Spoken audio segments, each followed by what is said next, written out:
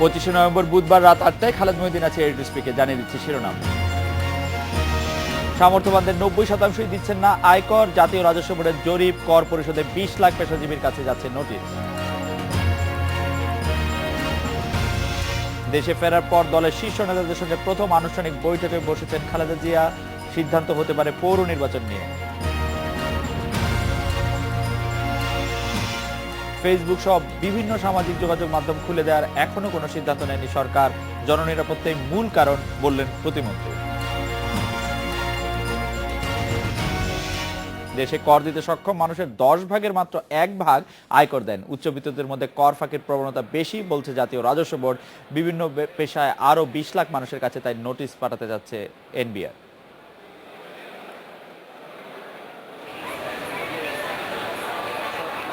সম্প্রতি এক গবেষণায় বলা হয়েছে দেশের মোট জনসংখ্যার 6 ভাগ উচ্চবিত্ত, অর্থাৎ 96 লাখ মানুষের মাথাপিছু মাসিক আয় $400 বেশি। এর বাইরে আছে আরো 6% উচ্চ মধ্যবিত্ত ও 20 ভাগ মধ্যবিত্ত শ্রেণী। সেই হিসেবে 1.5 কোটি মানুষের কর দেওয়ার ক্ষমতা আছে, কিন্তু দেশের নিবন্ধিত আয়করদাতা 20 লাখ। এর মধ্যে নিয়মিত কর দিচ্ছেন মাত্র 15 লাখ। কিন্তু কেন? কর দিতে ভীতি ও হয়রানি এক্ষেত্রে বড় বাধা বলছে ব্যবসায়ীদের শীর্ষ সংগঠন এফবিসিসিআই। উইন্টার মেলাতে কেন মানুষ আসছে, কেন তারা গিয়ে নর্মাল কর দিচ্ছে না? এখানে কিন্তু আপনার আনসারটা, যে ওখানে তারা সহজ করে দিয়েছে। আমি এখন দিলেই আমার সার্টিফিকেটটাও দিয়ে দিচ্ছে, কিন্তু তখন তা কর দিলেও সার্টিফিকেট আনতে গিয়ে আবার হয়রানি করতে হচ্ছে। প্রতিবন্ধকতা থাকলেও কর ফাঁকি দেবার প্রবণতাও এই ক্ষেত্রে কারণ বলছে এনবিআর। মধ্যবিত্তদের মধ্যে কর প্রদানের প্রবণতা বেশি। তারা কিন্তু আমরা বাংলাদেশে এবং সারা পৃথিবীতেই যারা সমাজের হাই ইনকাম গ্রুপ, তাদের মধ্যে কর ফাঁকি দেওয়ার একটা প্রবণতা আছে। ইন্ডিপেন্ডেন্ট টেলিভিশনকে এনবিআর চেয়ারম্যান জানান, নতুন করদাতা চিহ্নিত করতে জরিপ চালিয়েছে জাতীয় রাজস্ব বোর্ড। এতে রাজনীতিবিদ, চিকিৎসক, প্রকৌশলী, আইনজীবী, ব্যবসায়ী সহ বিভিন্ন পেশার মানুষ আছেন। শিগগিরই এদের অনেকের কাছে নোটিশ পাঠাবে এনবিআর। কমপক্ষে আরও 20 লাখ লোকের কাছে আমরা আমাদের নোটিশ পাঠাবো। আমরা মনে করি যে তারা আয়কর দেওয়ার যোগ্যতা রাখেন, কী কারণে তারা আয়কর দিচ্ছেন না সেটা আমরা জানতে চাইব। আইনি জটিলতার কারণে 31,000 কোটি টাকার বকেয়া কর আদায় করা সম্ভব হচ্ছে না বলেও জানান Najibur Rahman. Shaon Hasnat, independent news, Dhaka. NBR এর সাবেক সদস্য আমিনুল করিম আছেন আমাদের সঙ্গে। যেন আমিনুল করিম, উচ্চবিত্তদের মধ্যে কর ফাঁকির প্রবণতা অনেক বেশি বলছে জাতীয় রাজস্ব বোর্ড। আয়কর দেয়া বা রিটার্ন দেওয়ার পদ্ধতিগত জটিলতা কি এর জন্য কোনোভাবে দায়ী করা যায়, নাকি বড় লোকরা এমনিতেই কর ফাঁকি দিতে পছন্দ করেন বেশি? বা আমি যদি প্রশ্নটা অন্যভাবে করি, বড় লোকরা কর ফাঁকি দিয়ে পার পান বেশি? আমার মনে হয় কথাটা ঠিক ওভাবে না বলে আমরা বলতে পারি যে আমরা কমপ্লায়েন্সটা এনশিওর করার জন্য কতটা সার্ভিস দিতে পারছি সেটাই বোধহয় বড় কারণ। এবং এই সার্ভিস দেওয়ার জন্য আমাদের যে ইদানিংকার প্রচেষ্টা আপনি দেখছেন, যে আমরা বারবার মেলার আয়োজন করছি, আমরা জনগণের কাছে পৌঁছার চেষ্টা করছি, এতে কিন্তু রিটার্ন দাখিলের সংখ্যা বৃদ্ধি পেয়েছে। আর আমাদের আরেকটা জিনিস এই হিসাবে দেখতে হবে যে আমাদের কিন্তু ব্যাংক অ্যাকাউন্ট রয়েছে প্রায় 5 কোটি। এখানে 1 কোটি যদি সিঙ্গেল অ্যাকাউন্ট হয়ে থাকে, তাহলেও কিন্তু অনেক ব্যক্তি রয়েছেন যারা কর দিচ্ছেন, কিন্তু তারা কিন্তু রিটার্ন দিচ্ছেন না। এই সংখ্যাটা কিন্তু আমাদের মোট হিসাবের মধ্যে আসছে না। আর এছাড়া আপনি যে প্রশ্নটা তুলেছেন যে বড় যারা উচ্চবিত্ত তারা ফাঁকি দিচ্ছে কিনা, উচ্চবিত্ত ফাঁকি দেওয়া বিষয়টি আমরা কিন্তু কেন্দ্রীয় গোয়েন্দা সেলের মাধ্যমে এটা আমরা নিয়ন্ত্রণ করার চেষ্টা করছি। এটা জাতীয় রাজস্ব বোর্ড থেকে সেই প্রচেষ্টা নেওয়া হচ্ছে। আর এমনি আমাদের আইনি যে কাঠামো রয়েছে, সেই আইনি কাঠামো আমরা কতটা সঠিকভাবে প্রয়োগ করতে পারছি সেইটাই কিন্তু নির্ভর করে সঠিক সময়ে তারা রিটার্নটি দাখিল করবে কিনা। এর অর্থ হচ্ছে এই যে আপনি যদি সঠিক সময়ে রিটার্ন না দেন, আমাদের কিন্তু ওই সময় পার হলেই জরিমানার নোটিশ করতে হয়। এই নোটিশটি আমরা কি সঠিক সময়ে করতে পারছি কিনা, এই প্রশ্ন আমাদের করা দরকার। যেন আমিনুল আর করিম, ব্যবসায়ী ফোরামগুলি আপনার এই বক্তব্যের প্রেক্ষিতে বলছি যে ব্যবসায়ী ফোরামগুলি প্রায় অভিযোগ করে এনবিআর এর দায়িত্বরত যারা আছেন তাদের অনেকেই অডিটের নামে অনেক ব্যবসায়ীকে হয়রানি করে থাকেন। এই বিষয়টি নিয়ে আপনার পর্যবেক্ষণ কি? যারা দায়িত্বরত আছেন তারা অনেক সময় ব্যবসায়ীদের হয়রানি করে থাকেন, এই অভিযোগটি আমরা প্রায় শুনি। হয়রানির অভিযোগটি একেবারে অমূলক নয়। এটা হয়রানি কোনো কোনো ক্ষেত্রে হয়, কিন্তু আমি এটা বলবো যে সর্বক্ষেত্রে যে হয়রানি হয় তা নয়। এটা আপনি দেখবেন যে কতিপয় করদাতা রয়েছেন যারা তাদের রিটার্নটি সঠিকভাবে পূরণ করেন না। সেখানে হয়তো কোনো তথ্যগত ভুল থাকে কিংবা কোনো এভিডেন্স থাকে না জমা দেওয়া। এই সব ক্ষেত্রে অস্পষ্টতার কারণেই কিন্তু অডিটে করতে হয়। আর আপনি যে হয়রানির অভিযোগ করছেন সেটা আমাদের কিন্তু নানা প্রক্রিয়া রয়েছে যার মাধ্যমে আপনি কিন্তু হয়রানি মুক্ত থাকতে পারেন। যেমন আমাদের কর সেবা এবং তথ্য কেন্দ্র রয়েছে, আমাদের কর কমিশনাররা মাসিক একটি মিট দ্য ট্যাক্স পেয়ার একটি সভা করে থাকেন। এই কমিশনারের সাথেও আপনি মিট করতে পারেন, সেবা কেন্দ্রে যেতে পারেন, সর্বোপরি আপনি জাতীয় রাজস্ব বোর্ডেও যেতে পারেন। এই সকল পথ কিন্তু আপনার জন্য খোলা। তো সুতরাং হয়রানি করা হচ্ছে এটা এক বাক্যে আমরা বলতে পারি না, এবং যেসব ক্ষেত্রে হয়রানি হচ্ছে সেটার থেকে দূর করার জন্যই কিন্তু আমরা এনবিআরে দেখছি যে তাদের প্রচেষ্টা করদাতার সাথে যেন সম্পর্কটা, কর কর্মকর্তা এবং কর্মচারীদের সম্পর্কটা অ্যাজ মিনিমাম অ্যাজ পসিবল নামিয়ে আনা যায়। যার জন্য আপনি জেনে থাকবেন যে অনলাইনে রিটার্ন সাবমিশন পদ্ধতি অচিরেই চালু করা হচ্ছে। জি, ক্রমশই চালু হলে এটা চালু হলে এই হয়রানির এই ব্যাপারটা আরো অনেক কমে যাবে। জনাব আমিনুল করিম, আমরা এটি দেখছি যে ক্রমশই রাজস্ব আয়, বিশেষ করে আয়কর নির্ভর হয়ে যাচ্ছে আমাদের জাতীয় বাজেট। তার মানে এনবিআর এর চ্যালেঞ্জ বছর পর বছর বেড়েই চলছে। এই বছর অর্থ বছরের রাজস্ব প্রবৃদ্ধি ধরা হয়েছে 31%, যদিও কখনোই 19% বেশি রাজস্ব আদায়ের প্রবৃদ্ধি আমরা দেখি নাই। এইটা কি এনবিআর এর সামনে যে চ্যালেঞ্জ বাড়ছে তা মোকাবেলায় কি এনবিআর যথেষ্ট সক্ষম?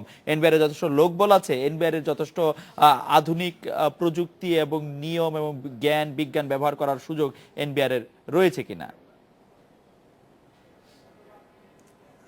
আমি মনে করি এনবিআর এর পক্ষে এটা সম্ভব। আপনি যদি গত কয়েকটি বছরের আয়, জাতীয় রাজস্ব আয়ের তুলনামূলক চিত্র দেখেন, দেখবেন যে গত 2 বছর ছাড়া বাকি সব বছরেই কিন্তু এনবিআর তার লক্ষ্যমাত্রা পূরণ করতে সক্ষম হয়েছে। আর আপনার সবচেয়ে বড় কথা যেটা, আমাদের যে জাতীয় প্রবৃদ্ধির যে হার ধরা হয়েছে এই বছর 7%, এটা গত বছরের থেকে বেশি। এই 7% গ্রোথ রেট যদি আমরা অর্জন করতে পারি, এই গ্রোথেরই কিন্তু আপনার একটি ফল হিসাবে আমরা আয়করের পরিমাণ বেশি পাবো।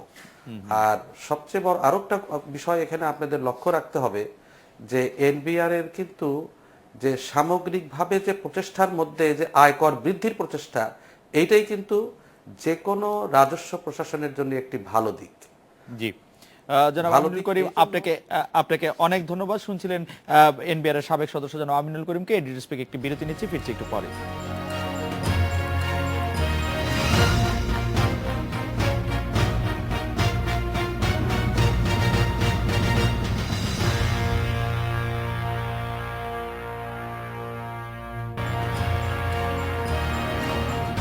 কনজিউমার অ্যাসোসিয়েশন অফ বাংলাদেশ ক্যাবের সভাপতি জনাব গোলাম রহমান রয়েছেন আমাদের সঙ্গে।